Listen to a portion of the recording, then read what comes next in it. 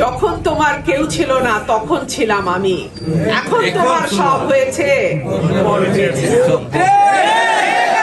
আপন হওয়ার কোনো দরকার নাই। আমি আমার মাটির মানুষের আপন। আমি কি আপনাদের আপন? আমি কি আপনাদের ঘরের সন্তান? আমার দাদা দাদির কবরটা কি আপনাদের মাটিতে নাই?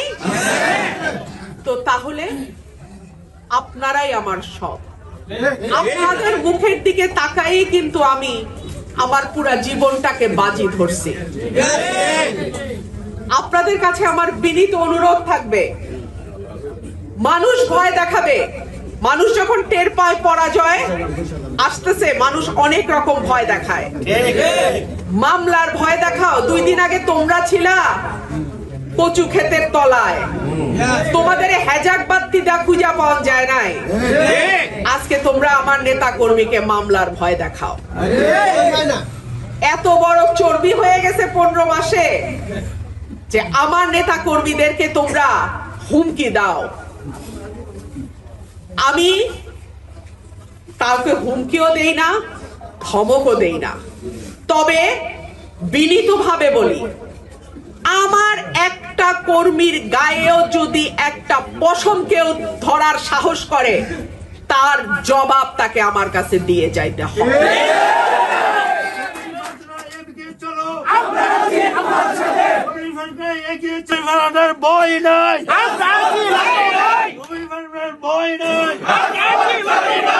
আপনারা অনেকেই জানেন আমি মধ্যরাত পর্যন্ত থানার বাইরে বৈশা থাইকা ওই ছেলেকে ছুটায় নিয়ে গেছিলাম। শেখ হাসিনার এত শক্তিশালী প্রশাসন, আমি এক মুহূর্তের জন্য ডরাই নাই। আর এখন অন্তর্বর্তীকালীন সরকার, তাদের ওয়াদা হচ্ছে সুষ্ঠু নির্বাচন। ব্যালট বাক্স ভৈরা কোন বিশেষ মার্কাকে জয়ী করার কাজ কিন্তু নাই। সুতরাং এই সরকারের সময় কোন স্বতন্ত্র প্রার্থীর কর্মীর গায়ে একটা টোকা দেওয়ার আগে আমার মতন প্রার্থীকে জবাব দিয়ে যাইতে হবে ইনশাআল্লাহ। প্রিয় ভাইরা আমার, নির্বাচনের আর মাত্র 1 মাস বাকি। এতটা দিন আপনারা আমার সঙ্গে কষ্ট করেছেন। আপনারা আমার পাশে না থাকলে আমার সাহস হতো না একলা একলা দাঁড়ানোর।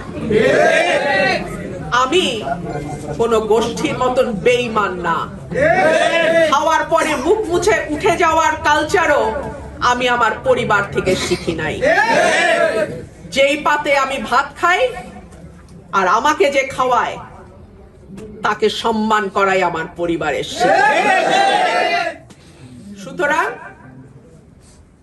এই নির্বাচন একদিনের নির্বাচন না।